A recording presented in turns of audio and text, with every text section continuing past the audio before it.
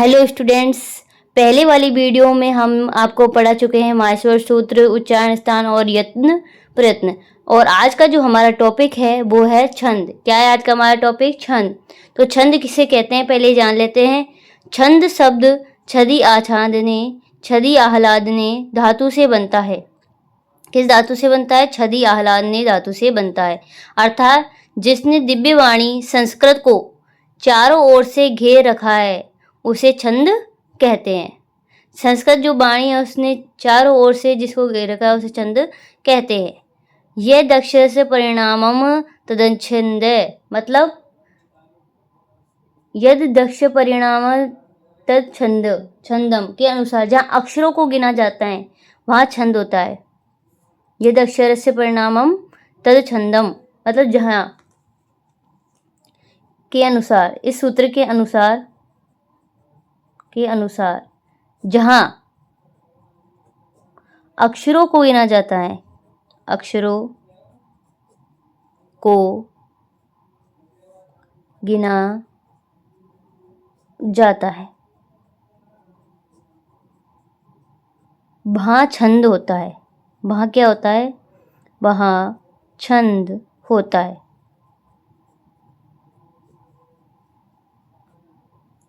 छंद को वेदों का क्या कहा गया है? छंदों को वेदों का पाद कहा गया है। छंद को वेद रूपी पाद, पाद का अर्थ होता है यहाँ पैर, माना गया है। छंदों को वेद रूपी पाद माना गया है। जो छंद शास्त्र है, छंद शास्त्र की जो रचना है वो की थी महर्षि पिंगल। छंद शास्त्र की रचना किसने की थी? ग्रंथ की रचना की थी महर्षि पिंगल ने। जो किसके भाई थे? हमने पढ़ा था पाणिनि के भाई थे महर्षि पिंगल। ठीक है। छंद सूत्र और छंद शास्त्र ग्रंथ की रचना की थी। इसको छंद शास्त्र भी कहते हैं और छंद सूत्र भी कहते हैं। छंद के कितने वेद हैं? छंद के 2 वेद हैं। छंद के कितने वेद हैं? छंद के 2 वेद है। 2 वेद है। पहला है वैदिक। पहला कौन सा है? वैदिक। दूसरा हमारा है लौकिक।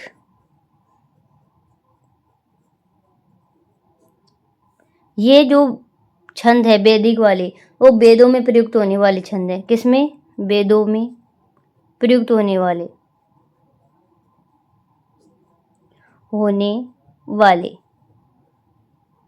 और जो ये लौकिक है, जो लौकिक है वो लोक में प्रचलित है। किसमें? लोक में प्रचलित। लोक में प्रचलित। इसमें आते हैं, हमारे वैदिक में आते हैं गायत्री, गायत्री छंद, त्रिष्टुप छंद और जगती। इसमें 8 पाद होते हैं, वर्ण होते हैं। 3 अक्षर और टोटल कितने वर्ण होते हैं? 24। 3 पाद होते हैं और 8 वर्ण होते हैं। इसमें 11 वर्ण होते हैं और 4 पाद होते हैं, इसलिए 24 में 44 वर्ण हो गए। और इसमें 12 होते हैं और इसमें 12 जो वर्ण हैं उनके 4 पाद होते हैं। इसमें 48। टोटल कितने वर्ण हो गए? 48। और अलौकिक, लौकिक में आते हैं अनुष्टुप छंद, अनुष्टुप, इंद्रवज्रा आदि। जो इसका हम आगे, इसके बारे में हम क्या पढ़ेंगे? आगे पढ़ेंगे। इनके बारे में हम आगे पढ़ेंगे। ठीक है। तो ये वेद जान लो, छंद के 2 वेद होते हैं, वैदिक और लौकिक। जो वेद में प्रचलित होते हैं उसने वैदिक कहा जाता है, जो लोक में प्रचलित होते हैं उन्हें लौकिक कहा जाता है। इसमें वैदिक में आते हैं 3, गायत्री, त्रिष्टुप और जगती। इसमें मतलब 3 पाद होते हैं 8 वर्णों के। एक पाद में 8 वर्ण होते हैं, तो टोटल 24 वर्ण हो गए। इसमें 11 होते हैं, टोटल 44 वर्ण। इसमें 12 वर्णों के एक पाद होता है। पाद का मतलब होता है एक चरण, चरण भी कह सकते हैं। मतलब अभी आगे आपको पढ़ा देंगे, उसमें पता चल जाएगा आपको। ठीक है। 48 में कितने होते हैं? 48 होते हैं। तो लौकिक छंदों के 2 वेद होते हैं। जो लौकिक छंद है,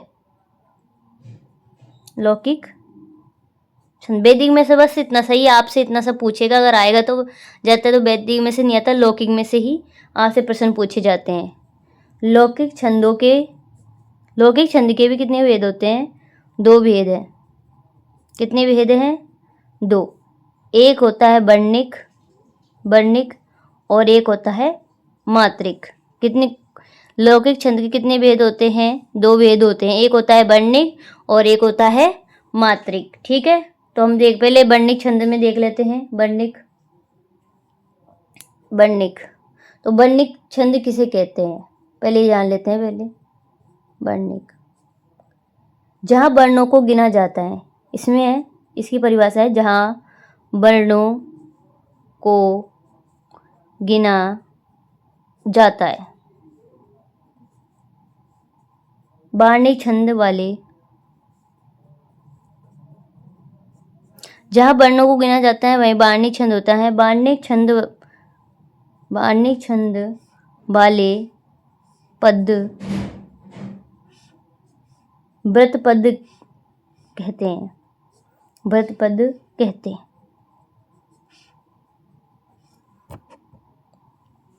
तो वर्णिक है जहाँ वर्णों को गिना जाता है, और वर्णिक छंद वाले को पद को, जो पद मतलब पद आता है, उसको क्या कहते हैं? व्रत पद भी कहते हैं।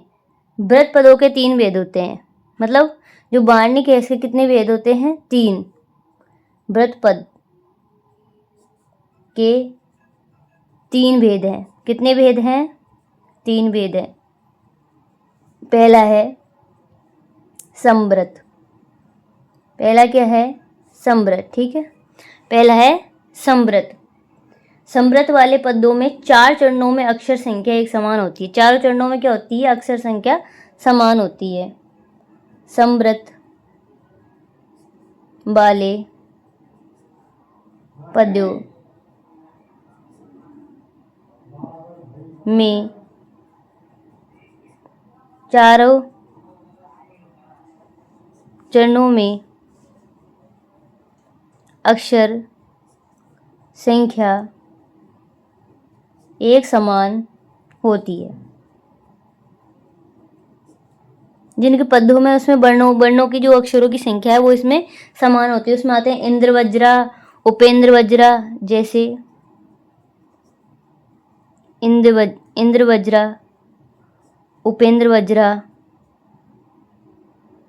वज्रा, और एक आता है उपजाति।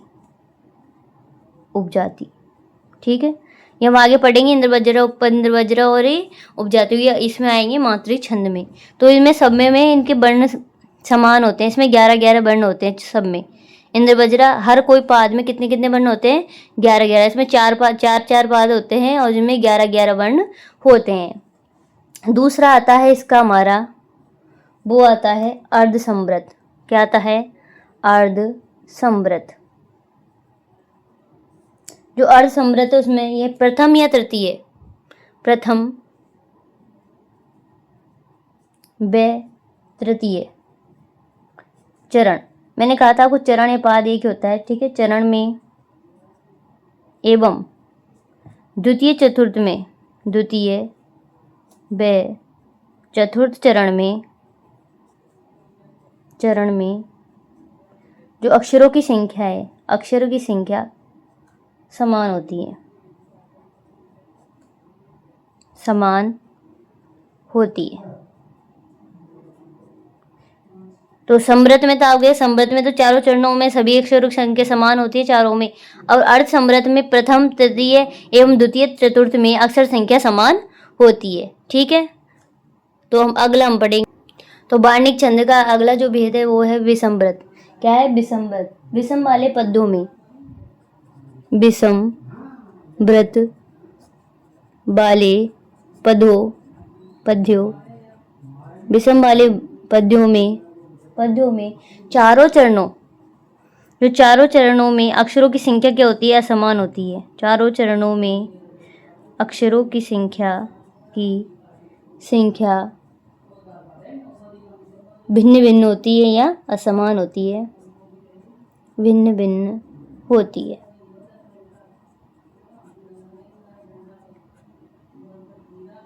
ठीक है, आगे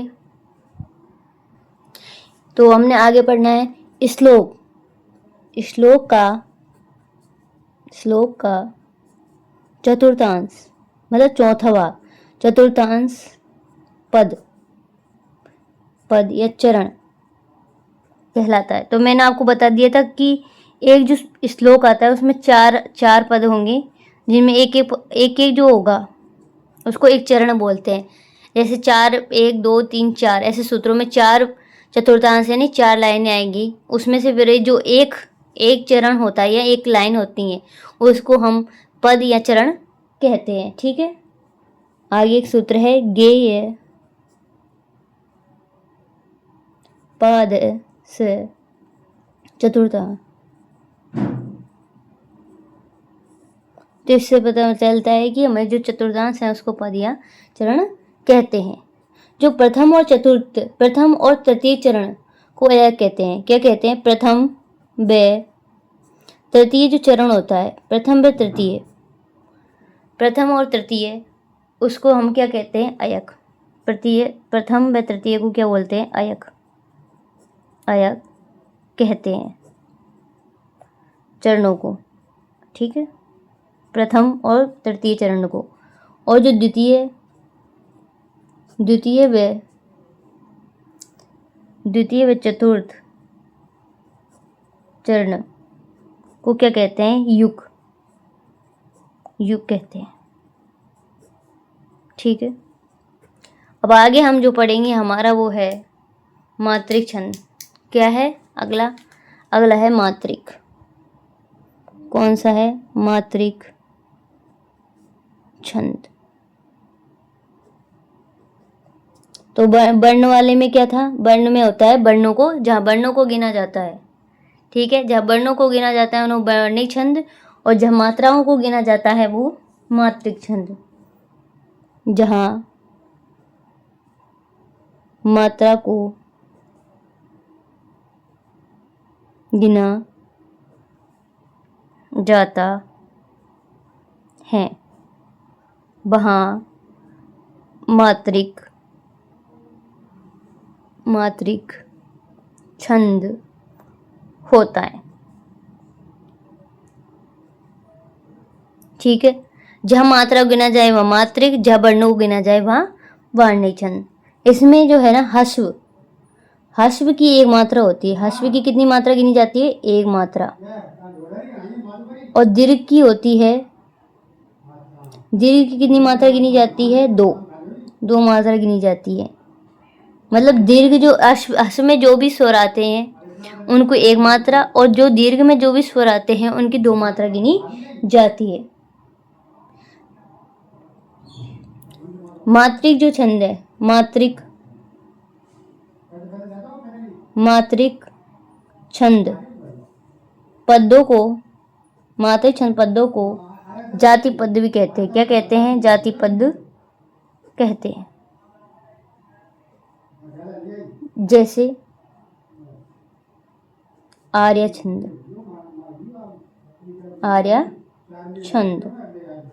छंद शास्त्र में वर्णों को 2 भेद किए गए हैं। जो छंद शास्त्र है, छंद शास्त्र में वर्णों के 2 भेद बताए गए हैं। छंद शास्त्र में वर्णों के 2 भेद किए गए हैं। इसमें है पहला हस्व, जो हस्व है, और एक है दीर्घ। ठीक है, तो हस्व को लघु कहते हैं। इनको क्या कहते हैं? लघु। इसकी जो हस्व में जो मात्रा लगती है स्वरूप, उसको क्या कहते हैं हम? लघु। और हस्व में कितनी मात्रा होती है? एक मात्रा। जब हमने उच्चारण स्थान पढ़ाया तो उसमें आपको पढ़ाया था हस्व में एक मात्रिक होते हैं, दीर्घ द्विमात्रिक, और जो तीसरा प्रलुप्त होता है वो त्रिमात्रिक होता है। तो इनको हस्व को हम क्या कहते हैं? लघु कहते हैं। और ये एक मात्रा होती है। इसमें खड़ी रेखा स्वरों के ऊपर, हस्व के ऊपर क्या करते हैं हम? स्वरों या मात्रा के ऊपर स्वरों में क्या लगाते हैं? इसमें खड़ी रेखा। जैसे ए, तो इसके ऊपर खड़ी रेखा। ई, ऊ, ऋषि, लरे, तो री और लरे। ठीक है ना, तो इसमें हमने एक खड़ी रेखा लगा देते हैं। दीर्घ आता है, दीर्घ को हम इसमें बोलते हैं क्या? दीर्घ के जो चिन्ह होते हैं उसको बोलते हैं गुरु। और ये होते हैं द्विमात्रिक। कैसे होते हैं ये? द्विमात्रिक, या दो मात्राओं गिनी जाती है। इसमें कितनी मात्रा गिनी जाती है? दीर्घ की 2 मात्रा गिनी जाती है। दीर्घ के ऊपर अवग्रह का चिन्ह लगाया जाता है। तो दीर्घ के ऊपर क्या लगाया जाता है? ऐसा चिन्ह लगाया जाता है जिसको अवग्रह बोलते हैं। अवग्रह का चिन्ह लगाया जाता है, लगाया जाता है, जैसे आ, तो आ के ऊपर ऐसे ये ई, सब में ऐसे ही अवग्रह का चिन्ह लग जाता है जो द्विमात्रिक होते हैं इनमें। ठीक है, ओ ए औ, ये होते हैं दीर्घ मात्रिक।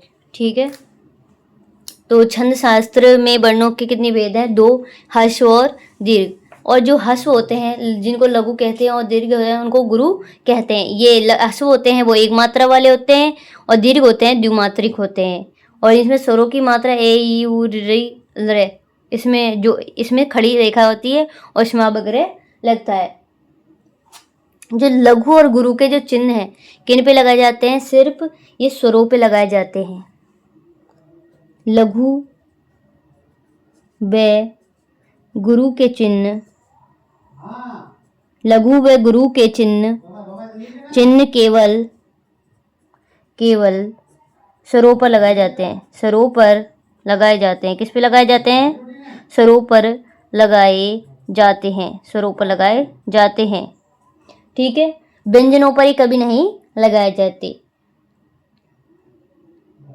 गण का अर्थ होता है, इसमें जो गण का अर्थ है, गण का अर्थ है, तो गण का अर्थ है 3 अक्षरों का समूह। गण का क्या अर्थ है? 3 अक्षरों का समूह।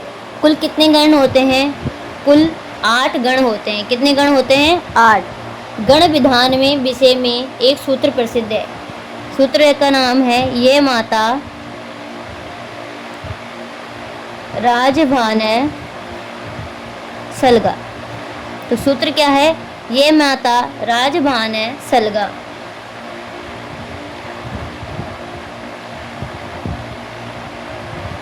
ये माता राजभान सलगा। ठीक है, तो इस सूत्र को आप याद कर लेना, ये माता राजभान सलगा। ये से यहाँ होता है यगण। क्या होता है ये से? यगण। हर किसी अक्षर के पीछे क्या लग जाएगा? यगण। यगण। इसमें होगा मगण, ते से तगण, रे से रगण, जे से जगण,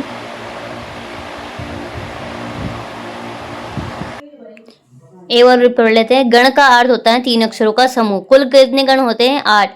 गण विधान के विषय में एक गण सूत्र है जो है ये माता राजभान सलगा। ये से तो हो गया यगण, मैं से मगण, ते से तगण, रे से रगण, जे से जगण, भे से भगण, ने से नगण और से सगण।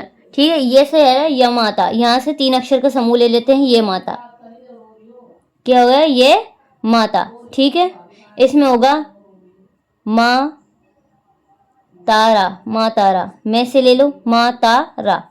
फिर ते से लेंगे ताराज, ताराज। क्या होगा? ताराज। फिर रे से लेंगे राजभा, राजभा। क्या हो जाएगा? यहाँ राजभा। इधर होगा जयभान, इधर होगा भानस। पीछे के 3 वर्णों का समूह हम ले लेंगे, 3 अक्षरों का समूह। तो गण का अर्थ ही क्या होता है? 3 अक्षरों का समूह। इसमें हो गए नैसल, इसमें हो गया सलगा। क्या हो गया? सलगा। तो अब इनकी मात्रा देख लेते हैं हम। मात्रा तो हमने अभी बताया था ह्रस्व की कितनी मात्रा होती है। ह्रस्व का जो चिन्ह होता है उसमें खड़ी रेखा, और जो द्विमात्रिक वर्ण होते हैं दीर्घ, उसमें अवग्रह का चिन्ह लगता है। तो इसमें कोई भी आपकी मात्रा नहीं है, तो इसमें आगे हमारी लघु का चिन्ह। फिर अब आएंगे, अब इसमें आ की मात्रा आ रही है तो इसमें हो गया गुरु। ठीक है, तो ये गण का जो सूत्र है वो हो गया लघु गुरु गुरु। ठीक है, यह माता में आ की मात्रा आ रही है तो मतलब दीर्घ है, तो दीर्घ में सब में क्या लगेगी? गुरु। ठीक है, अगला है हमारा तजा, इसमें भी आ की मात्रा आ रही है, मतलब इसमें गुरु है तो इसमें भी अवग्रह का चिन्ह, और जे पे कोई मात्रा नहीं है तो इसमें आएगा लघु का चिन्ह। ऐसे सब में लघु गुरु, इसमें गुरु लघु गुरु। जगण में होगा लघु गुरु लघु, इसमें होगा लघु गुरु लघु लघु। अब इसमें नस्ल में सभी क्या आएंगे, इसमें लघु लघु लघु, इसको बोलते हैं सर्व लघु, क्योंकि इसमें सभी क्या होते हैं लघु, सभी अक्षर क्या होते हैं लघु, तो इसमें लघु लघु। और सर्गा में लघु लघु और क्या हो गया ये गुरु। तो एक तो मगण है, मगण को सर्वगुरु कहते हैं। क्या कहते हैं? सर्वगुरु। मतलब इसमें सभी जो अक्षर होते हैं इसमें गुरु होते हैं, और इसमें क्या होते हैं सभी वर्ण लघु होते हैं नगण में। ठीक है, तो ये लघु का चिन्ह है, ये तो हो गया हमारा लघु, और ये हो गया हमारा गुरु। तो गुरु का चिन्ह ये हो गया।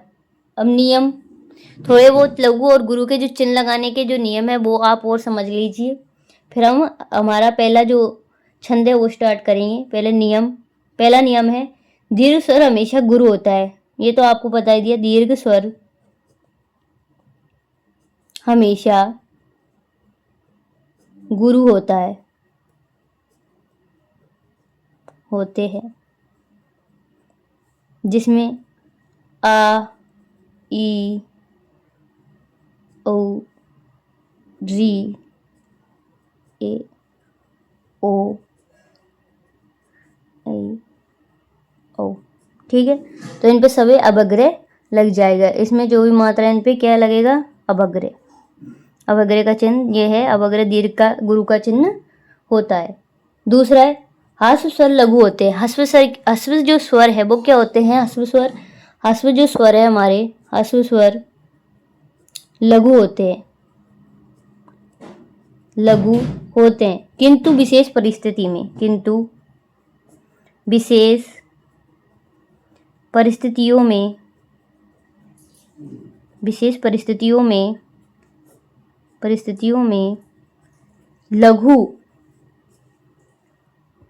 लघु को गुरु मान लिया जाता है।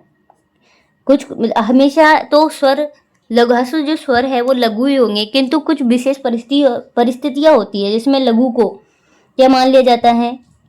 गुरु मान लिया जाता है। क्या मान लिया जाता है? गुरु मान लिया जाता है। दूसरे के पहला जो देख लेते हैं हम कैसे ह्रस्व स्वर लघु होते हैं कब? विशेष परिस्थितियों। अनुस्वार युक्त वर्ण लघु होते हुए भी क्या हो जाते हैं? लघु होने पर भी गुरु माने जाते हैं। क्या माने जाते हैं? गुरु माने जाते हैं। गुरु माने जाते हैं। गुरु माने जाते हैं। ठीक है, तो अनुस्वार युक्त वर्ण लघु होने पर भी क्या माने जाते हैं? गुरु।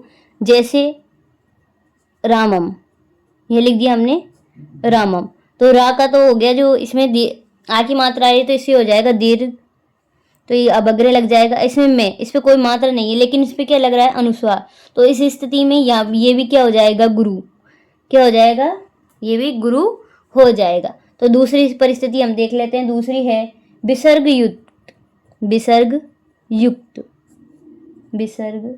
युक्त वर्ण लघु होने पर भी गुरु माने गए हैं। जैसे हरि,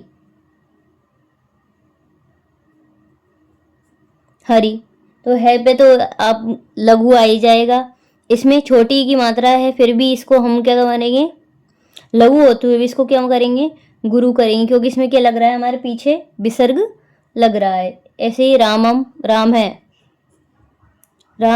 तो इसमें आ की मात्रा, इसमें तो गुरु हो ही जाएगा क्योंकि इसमें आ की मात्रा आ रही है, द्विमात्रिक आ रहा है, और इसमें मैं, तो इसमें पीछे विसर्ग लग रहा है, तो ये लघु होते हुए भी क्या हो जाएगा? यहाँ गुरु हो जाएगा।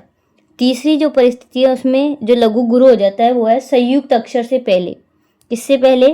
जो संयुक्त अक्षर होते हैं, संयुक्त अक्षर से पहले वाला अक्षर। अक्षर लघु होने पर भी, लघु होने पर भी गुरु माना जाता है। क्या माना जाता है? गुरु माना जाता है। तो संयुक्त अक्षर कौन से हैं? श, त्र, गे। श, त्र और गे। तो ये बनते हैं हमारे के और श प्लस ए से मिलकर बनता है। त्र बनता है हमारा ते प्लस आधा रे और ऐसे गे यानी जे, ये और ऐसे। तो इनसे पहले, संयुक्त अक्षर से पहले जो भी लघु होगा वो क्या हो जाएगा? गुरु। जैसे उदाहरण के लिए लेते हैं, उदाहरण के लिए हम लेते हैं शब्द, वो है सरस्वती। ऐसे ले लिया हमने, क्या? सरस्वती। ठीक है, तो इसमें तो ये लघु हो गया। अब यहाँ पे ये क्या है? लघु है, लेकिन जो यहाँ क्या आ रहा है? आधा अक्षर आ रहा है। तो आधे अक्षर के पहले भी क्या है? जो ये लघु होता है आगे वाला, तो ये भी यहाँ क्या हो जाता है? गुरु हो जाता है। और आधे अक्षर को कोई भी मात्रा नहीं आती है, और ये हो गया हमारा लघु, और ये हो गया बड़ी मात्रा है, तो ये गुरु हो गया। ऐसे ले लेते हैं लक्ष्मी। क्या ले लेते हैं? लक्ष्मी। लक्ष्मी ले लो। लक्ष्मी भी ये ले, यह क्या है? लघु लगेगी इसमें मात्रा, लेकिन यहाँ आगे क्या आ गया? ये आ गया हमारा संयुक्त अक्षर। संयुक्त अक्षर के पहले वाला जो अक्षर लघु होने पर क्या हो जाता है? गुरु। तो ये संयुक्त अक्षर पहले लघु हो रहा है, पर ये क्या हो जाएगा? यहाँ गुरु हो जाएगा। और ये आर्ध अक्षर है, तो इस पर कोई मात्रा नहीं लगेगी। और ये में वे बड़ी की मात्रा है, तो ये द्विमात्रिक में लघु लग जाएगा। एक से लक्षण। तो लक्षण में ये लघु है, लेकिन ये क्या हो जाएगा? यहाँ दीर्घ। इस पे लघु लगेगी और इस पे भी लघु। ठीक है, तो हम अब आगे पढ़ेंगे। तो छंदों की पहचान। तो छंद होते हैं दो पंक्तियों वाले, जो पंक्तियों वाले जो छंद होते हैं वो कौन कौन से हैं वो देख लो। दो पंक्तियों वाले श्लोक। इसमें प्रथम पंक्ति में 16 वर्ण। कितने वर्ण होते हैं? 16। जो होता है वो अनुष्टुप छंद। कौन सा होता है इसमें? अनुष्टुप छंद आता है। ये अनुष्टुप पे ही है ना, अनुष्टुप छंद। दूसरा है प्रथम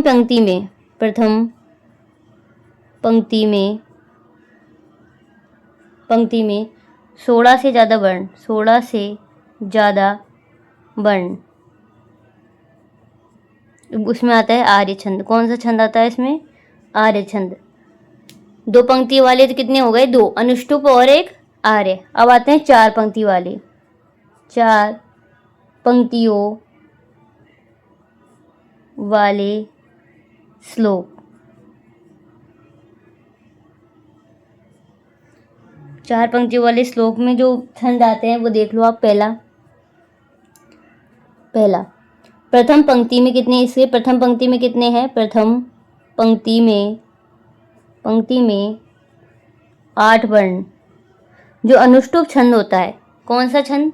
अनुष्टुप जो छंद है उसमें प्रथम जो पंक्ति होती है उसमें कितने वर्ण होते हैं?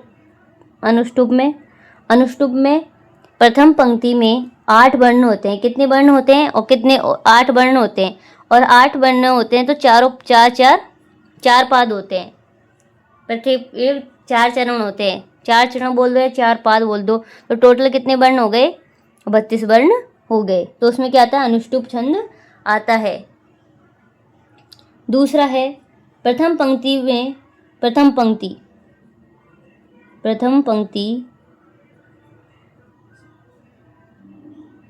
में 11 वर्ण। 11 वर्ण। और पंक्ति की शुरुआत में तगण। पंक्ति की जो शुरुआत में उसमें क्या आना चाहिए, तगण आना चाहिए। तो इसमें आते हैं इंद्रवज्रा, इंद्रवज्रा, और एक आता है प्रथम पंक्ति में 11 वर्ण से प्रारंभ, 11 वर्ण होते हैं और प्रारंभ किससे होता है, जगण से। उसमें आता है उपेंद्र वज्रा। क्या आता है, उपेंद्र वज्रा जो हमारा छंद है वो इसके अंदर आता है, जिसमें 11 तो वर्ण होते हैं और जिनकी प्रारंभ होता है जगण से। किससे होता है, जगण से। और जिसमें लघु, गुरु, लघु। ठीक है। अगला है हमारे, अगला जिसमें 11 तो वर्ण होते हैं। प्रथम पंक्ति में कितने होते हैं, 11 वर्ण। प्रथम में पंक्ति में 11 वर्ण, लेकिन प्रारंभ कभी, किसी पंक्ति में तो किसी पंक्ति की शुरुआत, किसी पंक्ति की शुरुआत तगण से, किसी की जगण से। 11 वर्ण तो इसमें भी कितने होते हैं, 11 वर्ण प्रथम पंक्ति में। लेकिन पंक्ति की जो शुरुआत है कभी तो होती है किससे, तगण से, कभी होती है किसी पंक्ति की, कोई पंक्ति की मान लो तगण से शुरुआत होगी तो किसी दूसरी पंक्ति की किससे हो गई, जगण से शुरुआत हो गई, जगण से शुरुआत। तो उस छंद को हम क्या बोलेंगे, वो छंद कौन सा होगा, उपजाति। कौन सा छंद होगा, वो उपजाति छंद होगा। अगला जो छंद होता है वो होता है 12 वर्णों का। प्रथम पंक्ति में कितने वर्ण होते हैं इसमें, प्रथम पंक्ति में 12 वर्ण। कितने वर्ण, 12 वर्ण। और पंक्ति के प्रारंभ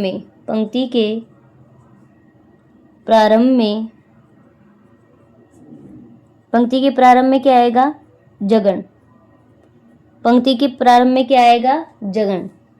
कौन सा छंद है इसको बोलेंगे हम बनस्त छंद, बनस्त छंद। अगला है प्रथम पंक्ति में 12 वर्ण, पंक्ति के आरंभ में क्या आएगा, नगण। ये अगला है, प्रथम पंक्ति में कितने वर्ण होंगे, प्रथम पंक्ति में तो 12 ही वर्ण होंगे। कितने वर्ण होंगे, 12 वर्ण। लेकिन पंक्ति के प्रारंभ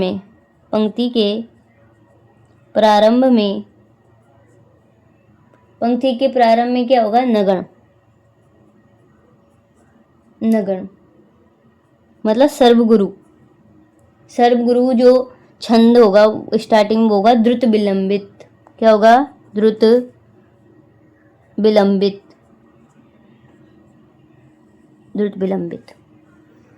अगला है, इसमें भी क्या होगा, प्रथम पंक्ति में 12 वर्ण होंगे। इसमें भी क्या होंगे, प्रथम पंक्ति में 12 वर्ण। लेकिन प्रारंभ में क्या होगा, इसमें यगण। क्या होगा, प्रारंभ में यगण होगा। इसमें आएगा भुजंग प्रयात है, भुजंग प्रयात। तो इसमें कौन सा छंद है, भुजंग प्रयात। आटा है, प्रथम पंक्ति में 14 वर्ण। कितने वर्ण, 14। वो होगा बसंत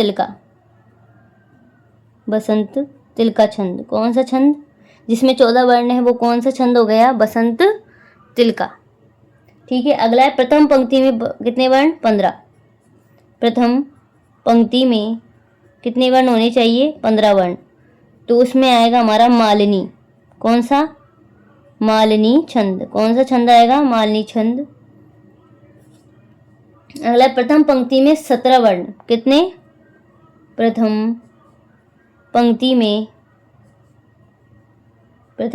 में 17 वर्ण। और आरंभ किससे होगा, आरंभ में क्या आएगा, इसमें मगण। क्या आएगा, मगण है सर्वगुरु। ठीक है। मगण क्या है, इसमें सर्वगुरु आएगा। इसमें मद्रकांता। कौन सा छंद आएगा इसमें, मद्रकांता आएगा। जिसमें चौथे, छठे और 7वें वर्ण पर यति का मतलब है इसमें रुकावट, ऐसे रहती है, रोकना। जैसे कोमा, ये रहती है यति। ठीक है। यदि ये कोमा आएगा। ठीक है, प्रथम पंक्ति में। अगला है प्रथम नहीं, चौथी प्रथम पंक्ति में कितने वर्ण होंगे? इसमें 17 वर्ण है और आराम में आएगा इसमें मगन है, सर्वगुरु आते हैं, उसमें मध्यकांता छंद होता है। ठीक है, इसमें चौथे, छठे और सातवें वर्ण पर यति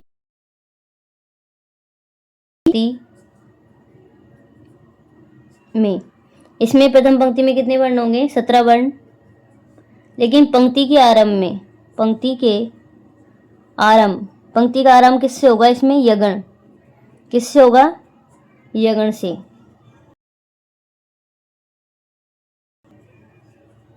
शिखरणी,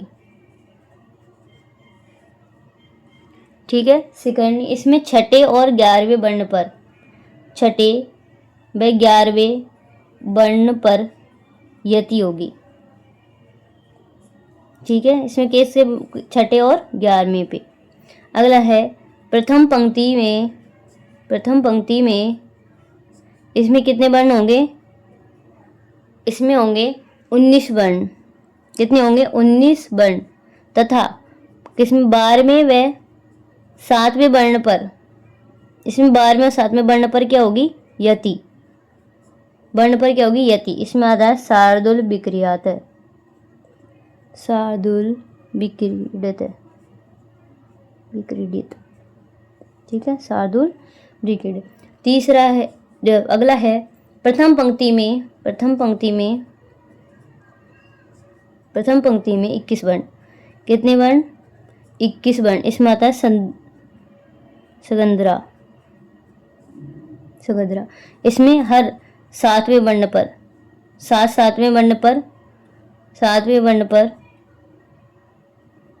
पर यति, मतलब हर सातवें वर्ण पर क्या हो जाएगी? यति। ठीक है, अब आगे की जो हम वीडियो है आगे कल पढ़ेंगे, छंद का दूसरा पार्ट। आज यहाँ तक ही हम पढ़ेंगे, कल हम पूरे जो जितने भी छंद है वो डिटेल में पढ़ेंगे। तो हमारी जो वीडियो है आपको अच्छी लगे तो इसको सब्सक्राइब जरूर करें। आप वीडियो तो देखते हैं लेकिन सब्सक्राइब नहीं करते, तो वीडियो को सब्सक्राइब जरूर करें। और ऐसी वीडियो हम रोज़ आपके लिए लाएंगे, रीट 1 लेवल 1 और 2 के लिए संस्कृत की। अगर संस्कृत का जो टॉपिक है कंप्लीट होते हैं, हम आपके लिए EVS की जो क्लासें हैं वो भी लगाएंगे।